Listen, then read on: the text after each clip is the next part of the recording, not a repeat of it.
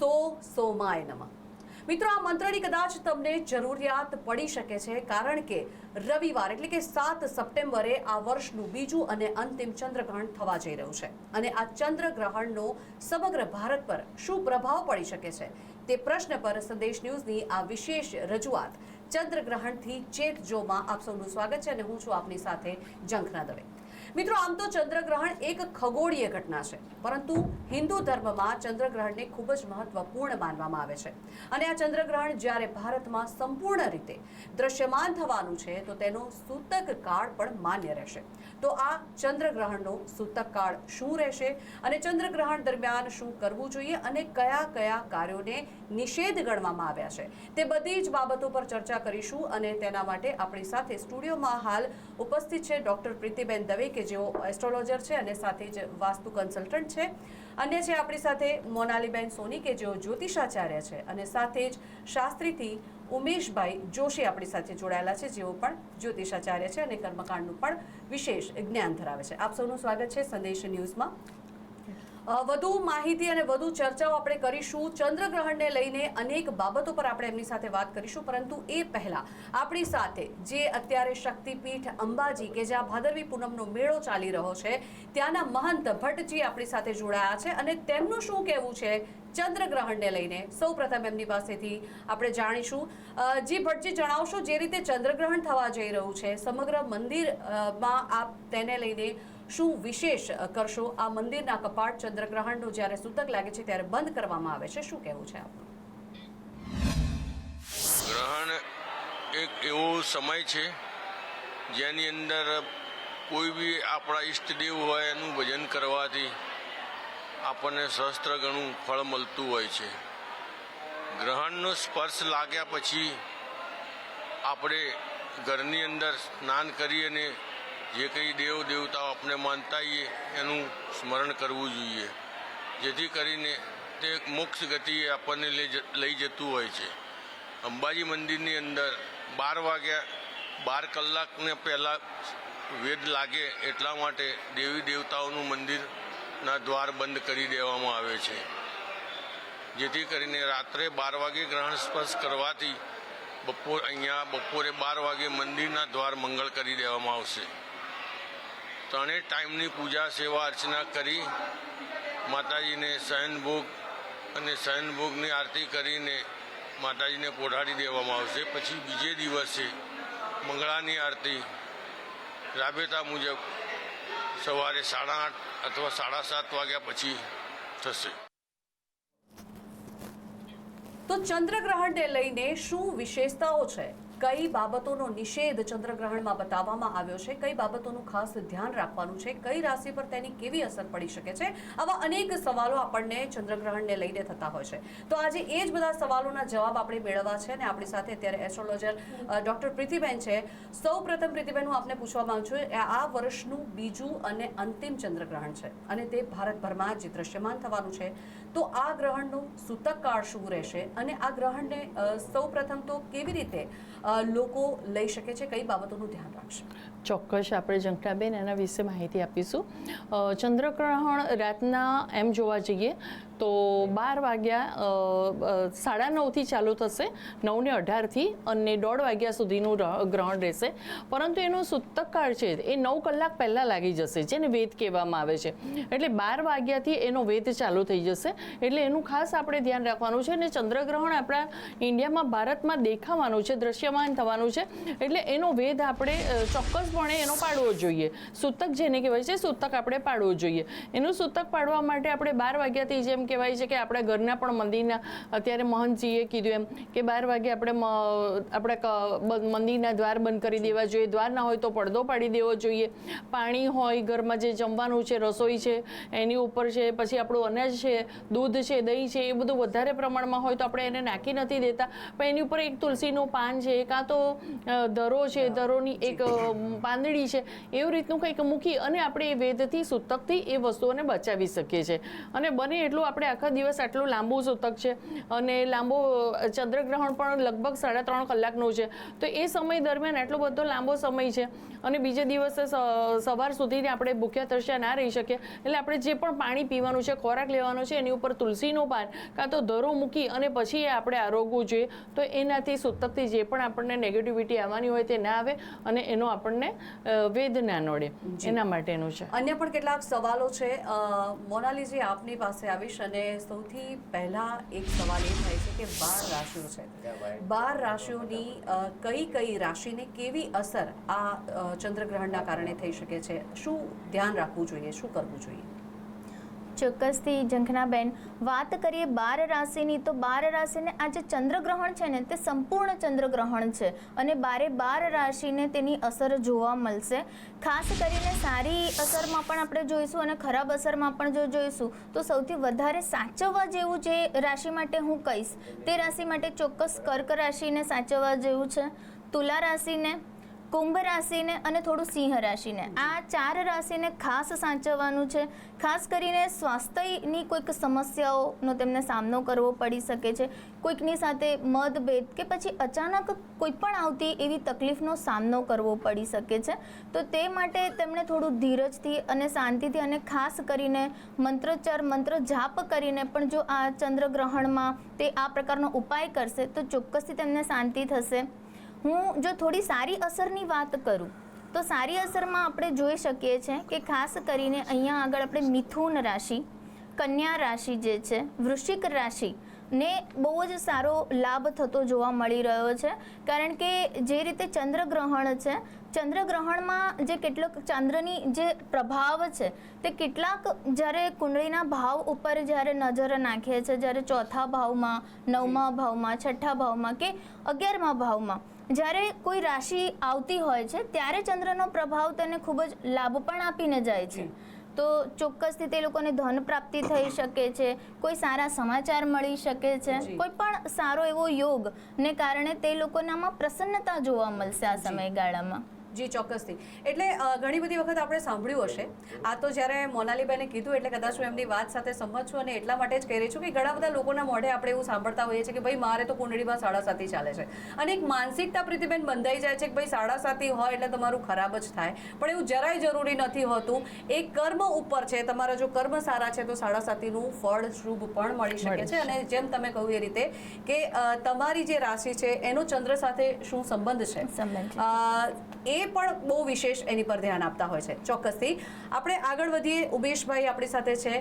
ઉમેશભાઈ, એક સવાલ તમને મારે એવો પૂછવો છે કે ચંદ્રગ્રહણ દરમિયાન મંદિરના કપાટ જે છે એને બંધ કરવામાં આવે છે, પૂજા પાઠને નિષેધ ગણવામાં આવ્યા છે, પરંતુ મંત્ર જાપ પર ખાસ ધ્યાન આપવામાં આવે છે. તો એના વિશે આપનું શું કહેવું છે? એટલે જો જે પણ રાશિ હોય જેને જેવી અસર થવાની હોય તો શું મંત્ર જાપ કરવાના કારણે થઈને એનો પ્રભાવમાં ફેરફાર આવી શકે, ઓછો થઈ શકે? શું કહેશો? ઓમકાર બિંદુ સંયુક્તમ નિત્યમ ધ્યાયંતિ યોગિનઃ કામદમ મોક્ષદમ ચૈવ ઓમકારાય નમો નમઃ. સૌથી પ્રથમ આપણે અત્યારે જોઈ રહ્યા છે કે ચંદ્રગ્રહણ. ચંદ્રગ્રહણની જે પ્રમાણે તમે વાત કરી કે ખાલી ખગોળીય ચંદ્રગ્રહણ, ખાલી ખગોળીય નથી. ખગોળીય દ્રષ્ટિથી જોવા જઈએ તો વૈજ્ઞાનિકો અથવા તો એ લોકો ખગોળીય જે લોકો છે, ગણિતજ્ઞ, એ લોકોનું કહેવું એવું છે કે જ્યારે પૃથ્વી અને સૂર્યની વચ્ચે ચંદ્ર આવી જાય ત્યારે ચંદ્રગ્રહણ થતું હોય છે. પણ ખગોળીય ચંદ્રગ્રહણની સાથે સાથે આપણા શાસ્ત્રની અંદર, વેદોની અંદર પણ ચંદ્ર અને સૂર્યગ્રહણનું મહત્વ બતાવવામાં આવ્યું છે. કારણ કે વૈજ્ઞાનિકો જે કરોડો રૂપિયાનો ખર્ચો કરી આપણને બતાવે છે કે આ દિવસે ચંદ્રગ્રહણ અથવા તો સૂર્યગ્રહણ થવાનું છે, એ જ વસ્તુ મફતની અંદર પણ ખાલી ગણિતજ્ઞ, જ્યોતિજ્ઞ વિદ્યાર્થી, જ્યોતિષની વિદ્યાર્થી પણ આપણે જાણી શકીએ કે આ ગ્રહણ ક્યારે થવાનું. અને વાત જ્યારે તમે કરી કે કપાટ કેમ બંધ કરવામાં આવે છે, મંદિરના દ્વાર બંધ કરી ભગવાનની પૂજાનો નિષેધ છે, પણ ભગવાનની પૂજાનો નિષેધ નથી. મંદિરના દ્વાર એટલા માટે કપાટ બંધ કરવામાં આવે છે કે ભગવાનને ત્યાં જો મંદિરનો દ્વાર ખુલ્લો હોય તો પૂજારી ત્યાં જઈ અને પૂજા આરતી કરે. એની પૂજા આરતી કરવી જ પડે જો મંદિર ખુલ્લું હોય તો. ભક્તો પણ આવીને દર્શન કરે. જે સમયે ચંદ્રગ્રહણનો વેદ શરૂ થઈ જાય ત્યાર પછી બહાર અવરજવર ન કરવું જોઈએ, ચંદ્રગ્રહણના દર્શન ન થવા જોઈએ, ચંદ્રગ્રહણની જે છાયા છે એ વ્યક્તિના મસ્તિષ્ક ઉપર પડવી ન જોઈએ. અને જો ભગવાનનું મંદિર ખુલ્લું હોય તો ભક્તો પણ દર્શન કરવા માટે જવાના છે અને ત્યાં પૂજારી પણ ભગવાનને થાળ અર્પણ કરશે, ભોજનનો ભોગ લગાવશે. તો જ્યારે ચંદ્રગ્રહણનો વેદ શરૂ થાય એ વખતથી લઈને જ્યારે ગ્રહણનો મોક્ષ થાય ત્યાં સુધી અન્નનું ગ્રહણ પણ ન કરવું જોઈએ. અને ત્યાં પૂજાનો કોઈ નિષેધ નથી બતાવ્યો. પૂજા કરવી કરવી જોઈએ, પણ ત્યાં શાસ્ત્રમાં કહેવામાં આવ્યું કે જ્યારે ચંદ્રગ્રહણ શરૂઆત થાય ત્યારે સૌથી પ્રથમ સ્નાન કરી ભગવાનના જપ કરવા, ત્યારબાદ જ્યારે ગ્રહણ મધ્ય સ્થાનમાં આવે, જ્યારે ગ્રહણ મધ્ય સ્થિતિમાં હોય ત્યારે ભગવાનની પૂજા કરવી, હવન કરવાનું મહત્વ બતાવવામાં આવ્યું છે. ત્યારબાદ જ્યારે ગ્રહણનો મોક્ષ થતો હોય એ સમયગાળા દરમિયાન ફરી પાછું સ્નાન કરી અને દાનનું મહત્વ પણ આ સમયગાળા દરમિયાન બતાવવામાં આવ્યું કે જ્યારે પણ ચંદ્રગ્રહણ થાય ત્યારે ભગવાનની પૂજા નિષેધ નહીં, વધારેમાં વધારે પૂજા કરવી જોઈએ. કોઈ પણ વ્યક્તિને જો મંત્ર સિદ્ધ કરવો હોય, ભગવાનની ઉપાસના કરવી હોય તો એના માટે ગ્રહણનો સમય સારામાં સારો યોગ્ય સમય બતાવવામાં આવ્યો છે. જી, ચોક્કસથી. એટલે કહી શકાય કે જે ગ્રહણ શબ્દ આપણે સાંભળીએ છીએ અને એક જે માનસિકતા થઈ ગઈ છે લોકોની કે ગ્રહણ એટલે એ ખોટું જ હોય કે એ ખરાબ જ હોય કે એમાં લોકોને તકલીફ જ પડતી હોય છે, એ જે માનસિકતા છે, એ જે વિચારો છે એ એકદમ સદંતર આપણે કહી શકીએ કે ખોટા છે, કારણ કે એનું સારું ફળ પણ આપણને મળી શકતું હોય છે, બસ યોગ્ય ઉપાય કરવાની જરૂર હોય છે. ડૉક્ટર પ્રીતિ, આપને હું પૂછવા માંગીશ કે આ જે ચંદ્રગ્રહણનો વેદ છે, જ્યારે એનો મોક્ષ થશે એના દરમિયાનનો જે સમયગાળો છે એમાં કયા કયા ઉપાય કરવા જોઈએ કે જે ચંદ્રગ્રહણનું શુભ ફળ આપે? ચોક્કસ. આ સમય દરમિયાન આપણે કોઈ મંત્ર જાપ જે જૂના આપણે કરતા આવ્યા હોય, પહેલાં કોઈ ગુરુ દીક્ષાથી આપણને પ્રાપ્ત થયો મંત્ર જાપ, એ મંત્ર જાપનું આપણે જો સ્મરણ કરીએ તો એનું 4 ગુણા એનું રિઝલ્ટ મળે છે અને આપણે એ વધારે પ્રભાવિત થાય છે મંત્ર જાપ. હા, આ સમય આજે ચંદ્રગ્રહણ થઈ રહ્યું છે, ચંદ્રગ્રહણ થઈ રહ્યું છે અને પૂનમને દિવસે શ્રાદ્ધ પક્ષમાં પહેલા શ્રાદ્ધને દિવસે થઈ રહ્યું છે. એટલે આ સમય દરમિયાન સાધના માટે કે કોઈ પણ કાર્ય માટે નવો કોઈ મંત્ર જાપ ના લેવો જોઈએ. જે જૂના તમારી પાસે પહેલેના જે કંઈ કરતા આવ્યા હોય વર્ષોથી, એ જ મંત્ર જાપ જો તમે કરશો તો એનું અનેક ગણું રિઝલ્ટ તમને પ્રાપ્ત થશે, એના પાવરમાં પણ તમારે વધારો થશે. તો એ મંત્ર જાપ કરવા વધારે યોગ્ય રહેશે. બીજું કે તમારે ત્યાં આગળ ભગવાનના મંદિરમાં દીવો નથી કરવાનો, અગરબત્તી નથી કરવાના, ભગવાનના આપણે ઘરના મંદિરના પણ પટ બંધ રાખવાના છે. કોઈ એક જગ્યાએ લાકડાનું ખુરશી હોય કે કોઈ પણ એક જગ્યાએ બેસીને આસન બિછાવીને ત્યાં તમે મંત્ર જાપ કરો તો એ 1000 ગુણા તમને એનું ફળ મળે છે. બીજી વસ્તુ, પિતૃપક્ષની અંદર આ સરસ મજાનો આ ચંદ્રગ્રહણનો યોગ થઈ રહ્યો છે અને ચંદ્રગ્રહણ તો છે, 15 દિવસ પછી તરત જ સૂર્યગ્રહણ, અમાસના દિવસે 15 દિવસમાં સૂર્યગ્રહણ થઈ રહ્યું છે. એટલે જે પિતૃપક્ષનો જે પહેલો પૂનમનો દિવસ આવે છે એ પૂનમના દિવસમાં 12 વાગ્યા પહેલાં આપણે જે પિતૃઓ માટેનું જે તર્પણ છે કે જે પણ કંઈ આયોજન છે 12 વાગ્યા પહેલાં કરી દેવાનું, કારણ કે 12 વાગ્યા પછી વેદ ચાલુ થઈ જાય છે, એટલે એ પછીથી તમે એનું કાર્ય નહીં કરી શકો. એટલે એ ચંદ્રગ્રહણ દરમિયાન તમારે 12 વાગ્યા પહેલાં કરી દેવાનું છે. પછીના બધા જે પણ તમારા શ્રાદ્ધની ક્રિયાઓ છે એ બધા કન્ટિન્યુ રહેશે અને પછી અમાસના દિવસે સૂર્યગ્રહણ આવે છે. એટલે આ એક પીરિયડ એવો છે કે આની અંદર પિતૃપક્ષમાં આવે છે, એટલે આપણા પિતૃઓ જે આપણા વડલાઓ કહેવાય એમની સંતુષ્ટિ માટે આપણે જેટલું પણ આની અંદર કરીશું, એમનું નામ સ્મરણ અને એમના માટે જે પણ આપણે મૃત્યુંજયના જાપ કરીશું અને એમના માટે સ્વાહા સ્વાધાના જે જાપ કરીશું તેનું આપણને વિશેષ ફળ મળશે અને આપણા પિતૃઓ પણ તૃપ્ત થશે. આ ખાસ ધ્યાનમાં રાખવા જેવું છે. જી, ચોક્કસથી. એટલા માટે જ જે ચંદ્રગ્રહણ છે એને વિશેષ કહેવામાં આવ્યું છે. જે આપણું હિન્દુ સંસ્કૃતિ છે તેમાં આનું વિશેષ મહત્ત્વ ગણાવવામાં આવ્યું છે કે ચંદ્રગ્રહણના દિવસે જો વિશેષ મંત્રોચ્ચાર કરવામાં આવે તો તેનું સારું ફળ પણ મળતું હોય છે. બીજી પણ ઘણી બધી બાબતો છે એની ઉપર ચર્ચા કરીશું. એસ્ટ્રોલોજર છે આપણી સાથે મોનાલીબેન. મોનાલીબેન, ચંદ્ર જે છે એને કારક કહેવામાં આવે છે, તો એને લઈને આપનું શું કહેવું છે? જ્યારે સ્પેશિયલી જ્યારે ચંદ્રગ્રહણ થઈ રહ્યો છે તો એને લઈને કયા વિશેષ ઉપાયો થઈ શકે? જરૂરથી.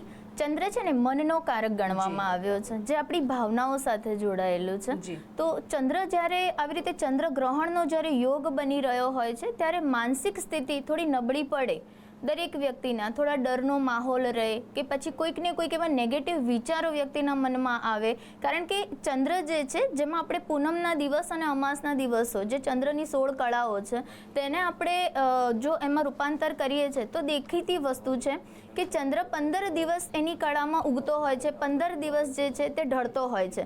એટલે મનના વિચારોમાં પણ એવું હોય છે કે થોડા દિવસના અંતરે તમારા વિચારોમાં પ્રસન્નતા હોય તો થોડા દિવસોમાં તમને ભયનો માહોલ અને ડર પણ દેખાય. ચંદ્રના જે વિશેષ ઉપાયની જો હું વાત કરું તો ચોક્કસથી તમારે ચંદ્રગ્રહણના જે સમય દરમિયાન મહામૃત્યુંજય મંત્રનો જાપ કરવો જોઈએ.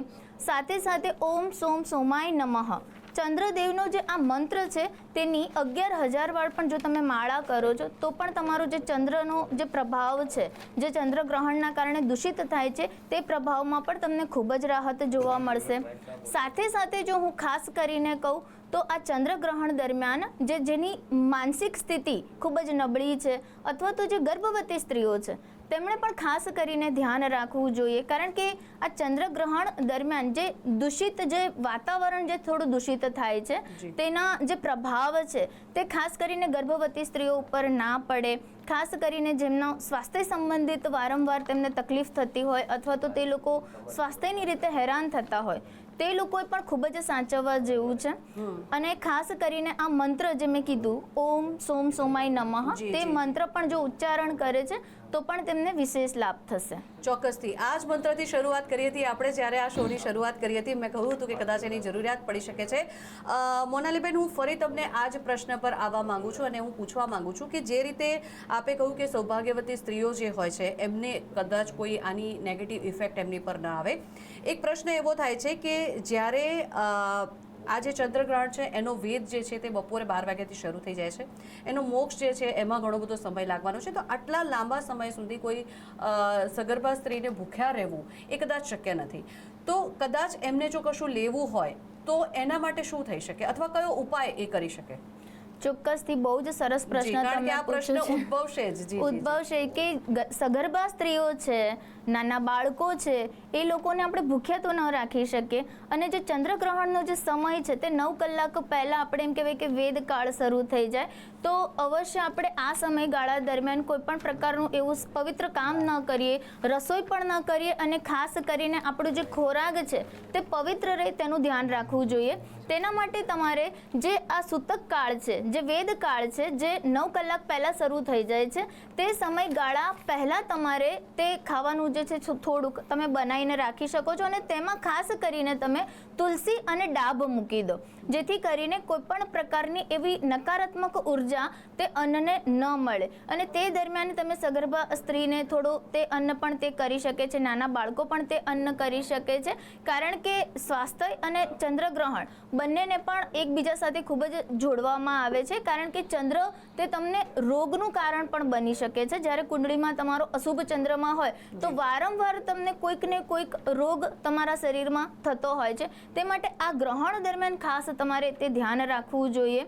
પવિત્ર રીતે તમે કરેલું જે તુલસીની રીતે પવિત્ર થઈ શકે છે, ડાબ મૂકવાથી પવિત્ર થઈ શકે છે, તો તે અન્ન સગર્ભા સ્ત્રીઓ કરી શકે છે. જી ચોક્કસથી ઉમેશભાઈ, આપની પાસે હું ફરીવાર આવવા માંગીશ. અને આ જે ગ્રહણ થઈ રહ્યું છે, ચંદ્રગ્રહણ છે, એ ચંદ્રગ્રહણને લઈને એનો જે સમય શરૂ થઈ રહ્યો છે, જ્યારે તે મોક્ષ થઈ રહ્યું છે, એ દરમિયાનનો જે સમય છે એમાં ખાસ કઈ કઈ બાબતો પર ધ્યાન રાખવું, કયા અન્ય મંત્રો છે જે મંત્રોચ્ચાર કરી શકાય કે જેનાથી શુભ ફળ મળી શકે?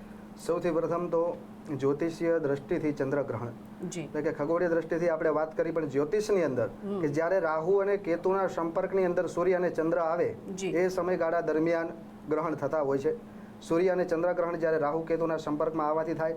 ત્યારબાદ જ્યારે ધર્મશાસ્ત્રની દ્રષ્ટિથી જોવા જઈએ તો આપણા શાસ્ત્રોની અંદર અલગ અલગ પુરાણોની અંદર પણ સૂર્યગ્રહણ ચંદ્રગ્રહણની કથા બતાવવામાં આવી છે કે જ્યારે દૈત્યોએ સ્વર્ગ ઉપર વિજય મેળવ્યો, દાનવોએ સ્વર્ગ ઉપર વિજય મેળવી દેવતાઓને ત્યાંથી બહાર કાઢ્યા સ્વર્ગમાંથી, ત્યારે ભગવાને એમને કહ્યું કે તમે સમુદ્રનું મંથન કરો. સમુદ્રનું મંથન થયું, એમાંથી અલગ અલગ ઔષધિઓ નીકળી, ઘણા બધા રત્ન નીકળ્યા, વિષ પણ નીકળ્યું, પણ છેલ્લે જ્યારે એમાંથી અમૃત નીકળ્યું ત્યારે અમૃત પીવા માટે પણ ફરી પાછું એમની વચ્ચે યુદ્ધ થયું. ત્યારે એમણે અમૃત પીવડાવવા માટે ભગવાન નારાયણે મોહિનીનું સ્વરૂપ ધારણ કર્યું અને દૈત્યો જોડે છળ કરવા લાગ્યા. ભગવાન દૈત્યો જોડે કપટ કરી અને ખાલી દેવતાઓને જ્યારે અમૃત પીવડાવતા હતા ત્યારે દેવતાઓની લાઈનની અંદર જ્યારે અમૃત કળશ લઈને પીરસતા હતા એ વખતે સ્વરભાનુ નામનો, એટલે કે જેને આપણે રાહુથી ઓળખીએ છીએ, એ નામનો દૈત્ય સૂર્ય અને ચંદ્રની વચ્ચે આવી અને દેવતાઓ જેવો બની અને બેસી જાય છે. ત્યારે જ્યારે એના હાથની અંદર અમૃત અપાઈ જાય, જ્યારે અમૃત પીવા જાય, ત્યારે સૂર્ય અને ચંદ્ર ભગવાન નારાયણને કહેવા લાગ્યા કે તમે જેને અમૃત આપ્યું છે આ કોઈ દેવતા નથી, આ એક દૈત્ય છે, રાક્ષસ છે. જ્યારે ભગવાને જાણ્યું કે આ દેવતા બનીને બેઠેલો રાક્ષસ સ્વરભાનુ નામનો હતો, ત્યારે ભગવાને પોતાનું ચક્ર છોડ્યું, જેનાથી એના મસ્તકનું છેદન થયું. એના 2 ભાગ થયા, કારણ કે એને અમૃતનું પાન કરી લીધું હતું, જેથી એ અમર થયો હતો, જેના નામ પડ્યા રાહુ અને કેતુ. કે જ્યારે રાહુ અને કેતુનું મસ્તકનું છેદન થયું ત્યારે એને પોતાના મનની અંદર પણ દુષ્ટ પ્રાદુર્ભાવ થયો, એને પણ વેર વાળવાની ઈચ્છા થાય, જ્યારે એ સૂર્ય અને ચંદ્ર ઉપર ગ્રહણરૂપી પોતાનું વેર વાળે છે. આવા શાસ્ત્રોની અંદર પણ કથા બતાવવામાં આવી છે. તો આ વખતે પણ જ્યારે ગ્રહણ થતું હોય ત્યારે અમુક લોકોને મનની અંદર એવું હોય કે આ ગ્રહણ આપણને અસર થાય થાય કે ન થાય, ઘણા બધા લોકો કોઈક આસ્તિક હોય, કોઈક નાસ્તિક હોય, લોકો જ્યારે માનતા ન હોય પણ ત્યારે વૈજ્ઞાનિકો પણ માને છે અને આપણા શાસ્ત્રની અંદર પણ બતાવવામાં આવ્યું છે, જે પ્રમાણે બેને કહ્યું એ રીતના મોનાલી બેને, કે સૂર્ય જે ચંદ્ર જે છે એ મનનો કારક છે, સાથે સાથે ચંદ્ર એ જળનો પણ કારક છે. જ્યારે પૂનમ હોય ત્યારે સમુદ્રની અંદર ભરતી આવે. ભરતી એટલે કે સમુદ્રનું પાણી પેટાળમાંથી ઉપર આવે અને આપણા શરીરમાં પણ જળ રહેલું છે. જો સમુદ્રનું પાણી એ જો ચંદ્રના પૂર્ણ કળાએ ખીલવાથી, ચંદ્ર જ્યારે પૂનમના પૂર્ણ કળાએ ખીલે ત્યારે જો સમુદ્રનું પાણી પેટાળમાંથી ઉપર આવતું હોય, એનામાં અસર થતી હોય, તો આપણા શરીરમાં પણ 70%, આપણી બોડીમાં પણ 70% પાણી રહેલું છે. તો ત્યારે દરેક શરીરને, દરેક જીવાત્માને પણ એની અંદર અસર થતી હોય છે. દરેકના મનની અંદર આની અસર થાય તો કોઈ પણ વ્યક્તિ ચાહે એને માને કે ન માને પણ ચંદ્રની અસર એના ઉપર થવાની છે. તો ત્યાર પછી જાણીએ કે કોઈ પણ વ્યક્તિને એના ઉપર અસર થવાની. આગળનો એનો સમય જોઈએ કે ચંદ્રગ્રહણ ક્યારે થવાનું છે. તો સૌથી પ્રથમ વિક્રમ સંવત 2081 ભાદરવા સુદ પૂર્ણિમાના રાત્રિના સમયે 8:58 ચંદ્રગ્રહણની શરૂઆત થાય છે, જે રાત્રિના સમયે 2 કલાક અને 25 મિનિટના એનું મોક્ષ થાય છે. પણ ચંદ્રગ્રહણની અંદર બતાવવામાં આવ્યું છે કે 9 કલાક પહેલા, એટલે કે 3 પ્રહર પહેલા એના વેદની શરૂઆત થતી હોય, સૂતક લાગી જતું હોય છે. તો ચંદ્રગ્રહણનો વેદ આપણે 9 કલાક પહેલાથી પાડવાનો રહેશે. ચોક્કસથી. પ્રીતિબેન, એક સવાલ તમને એ પૂછવો છે કે દાનનું ખૂબ જ મહત્વ છે. તો આ ચંદ્રગ્રહણ છે, રાતના સમયે આ ચંદ્રગ્રહણ થશે અને વહેલી સવારે એટલે કે પરોઢીએ આનો મોક્ષ થશે. તો આ જ્યારે દાન કરવાની વિધિ છે એ ક્યાં કરવી જોઈએ, કેવી રીતે કરવી જોઈએ અને કઈ કઈ વસ્તુઓનું દાન જે છે તે વધારે લોકો માટે યોગ્ય રહેશે? ચોક્કસ. ખાસ કરીને દાનનો આમાં ખૂબ મહત્વ છે, મહિમા છે કે ગ્રહણને દિવસે આપણે જો દાન કરીએ ને તો અનેક ગણું એનું આપણને ફળ મળતું હોય છે. તો આની અંદર એવું છે કે દરેક પોતાની રાશિ પ્રમાણે જો દાન પૂન કરે, કાં તો એમને જે લગતા વગતા ગ્રહો છે કે જેમને એનો દુષ્પ્રભાવ આપી રહ્યા છે, જેમ કે કોઈને કાલ્પસર્પ યોગ છે, કાં તો કોઈનો ગુરુ નબળો છે, કોઈનો બુધ નબળો છે, એવું કંઈક હોય તો એની અંદર જો બુધવાળા વ્યક્તિ હોય તો બુધનું મગનું દાન કરે. ગુરુવાળા વ્યક્તિ હોય છે અને ગુરુની કંઈક પણ ગ્રહણ યોગ લાગ્યો હોય કે કોઈ પણ એમને ગુરુ સાથે રાહુ ચંડાલ યોગ લાગ્યો હોય તો એ વખતે ગુરુની ચણાની દાળ છે એનું જો દાન પૂન કરે તો એનું વિશેષ ફળ મળે છે. બીજી વસ્તુ બધાને જ કરવા જેવો એક ઉપાય તમને બતાવું છું કે છાયાદાન કરવું એ ખૂબ સારું રહેશે, કારણ કે એની અંદર હેલ્થ બધાની સારી રહેશે અને ગ્રહો પણ બેલેન્સ રહેશે. એના માટે બહુ સરસ એક ગ્રહણને દિવસે જ કરવાનો આ એક ઉપાય છે છાયાદાન, છાયાપાત્ર જેને કહેવાય છે. એમાં એક નાની કટોરી લેવાની છે. કટોરીની અંદર એક રૂપિયાનો સિક્કો કે કોઈ પણ પાંચનો સિક્કો, કોઈ પણ સિક્કો તમે મૂકી અને એની અંદર સરસવનું તેલ નાખી અને પોતાના નેત્રોથી, આંખોથી માંડીને બધું જ આખું ફેસનું અંદર પડછાયો જોવાનો છે, જેમ કે આપણે મિરરમાં જોતા એ રીતે. અને એ પછી રાતના સમયે જે વખતે ગ્રહણ યોગ ચાલતો હોય એ જ વખતે એમ જોઈ અને પછી એને આપણા ઘરની બહાર મૂકી દેવાનું છે. ઘરની બહાર મૂક્યા પછી એને બીજે દિવસે કાં તો તમારે ત્યાં કોઈ જો હરિજન આવતા હોય, કાં તો કોઈ પણ વ્યક્તિ એવા ગરીબ દરિદ્ર હોય એને તમે એને આપી શકો છો, કાં તો કોઈ પીપળા નીચે જઈ અને તમે એને મૂકી શકો છો. આ રીતે બહુ સરસ ઉપાય છે જે દરેક જણ કરી શકે છે. બીજો એક ઉપાય છે જેને કહેવાય છે કે ગ્રહણ માટેના દરેક ગ્રહો આપણા બેલેન્સ રહે એના માટે કંઈક પોટલી બનાવવામાં આવે છે. પોટલીની અંદર શ્રીફળ છે, એક મુઠ્ઠી કાળા બદામ છે, એક મુઠ્ઠી કાળા અડદ છે, એક મુઠ્ઠી કાળા તલ અને એક મુઠ્ઠી કાળા સફેદ તલ. એ મુઠ્ઠી મૂકી અને 5 થી 7 વખત એન્ટી ક્લોકવાઇઝ ફેરવી આપણી ઉપરથી, કે ઘરમાં કોઈ પણ બીમાર વ્યક્તિ હોય કે દરેક જણ ઉપરથી ઘરમાંથી પણ ફેરવીને એને પાણીમાં બીજે દિવસે જળ પ્રવાહિત કરાય છે. જી, ખૂબ ખૂબ આભાર. આપ સૌ અહીંયા આવ્યા અને જે માહિતી ચંદ્રગ્રહણને લગતી આપ સૌએ આપી છે એ બદલ આપનો ખૂબ ખૂબ આભાર. સંદેશ ન્યૂઝ સાથે જોડાવા બદલ. તો મિત્રો, રવિવારે ચંદ્રગ્રહણની અસરથી બચવા માટે અચૂક આ બધા જ ઉપાયો કરશો અને શક્ય તેટલા મંત્ર જાપ કરશો જેથી ગ્રહણનો પ્રભાવ ઓછો થઈ શકે. તો મિત્રો, હાલ મને આપશો રજા. નમસ્કાર.